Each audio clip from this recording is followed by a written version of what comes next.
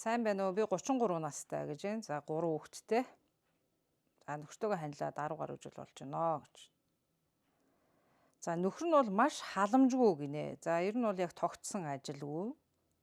За тэгээ намайг ерөөсөө халамжилдгүй, гэрийн ажилд ч тусалдгүй, мөнгө санхүүч нэг тийм сайн бишээ, сайн олдгүй гэж байна. За ингээд өөрөө нь бол хардаад хамаг юмдаа GPS суулгасан гинэ энэ нөхөр нь.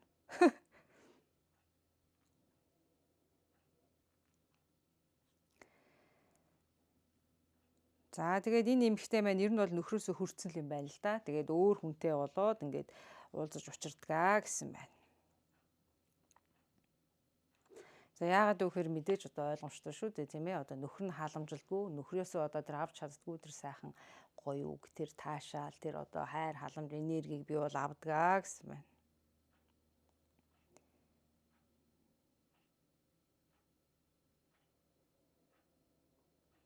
За би бол танд ер нь ингэж зөвлөе. За бүх зүйл бол ойлгомжтой байна тийм ээ. Угаасаа та нөхрөөсөө хүрцэн хоёрын тэр хайр, тэр сайхан байдал бол дууссан юм байна.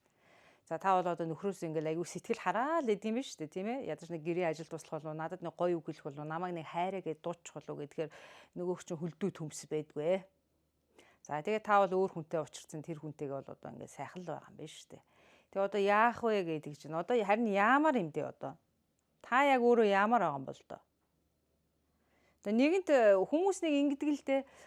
Одоо хоёр хүний хоорондын хайр дуусчаад байдаг. Нийгэм бол таны хүчлээд ч хамаагүй, сэтгэл мэдрэлийн өвчтөө болоод ч хамаагүй, хүчирхээлэл үйлдээд ч хамаагүй, өөрийгөө дарамтлаад ч хамаагүй тэгээд бай гэдэг. Гэвч одоо хүний сэтгэл гэдэг бол энэ хууль дүрм нийгэм захирагдахгүй шүү дээ, тийм ээ? Хайр сэтгэл гэдэг бол сэтгэл гэдэг чинь аргамжаагүй зүйл шүү дээ. За тэгэхээр би бол одоо таныг сэтгэлээ сонсдоо л гэж хэлээ дөө. Одоо юу гэх үү, тийм ээ?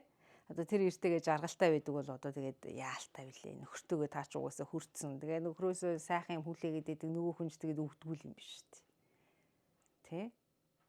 Тэгээ нэгэнд үхсэн хайр бол тэгээд үхсэн шүү дээ. Тэр хайр амьлахгүй шүү дээ. Хүнийг одоо чи намайг хайрл, чи надад дурлал гэд хүний хүчээр бий болохгүй тийм ээ. Тэр юм чинь аясаараа бий болдог нэг тийм далтын тийм сони энерги байгаад байгаа шүү дээ. Тэр хоёрын хайр бол дууссан юм байна л гэж л. Мэдчихгүй одоо яамаар шийдвэр бол та өөрөө л гаргах хэрэгтэй баг. Угаасаа бүх зүйл чинь тодорхой л байна тий.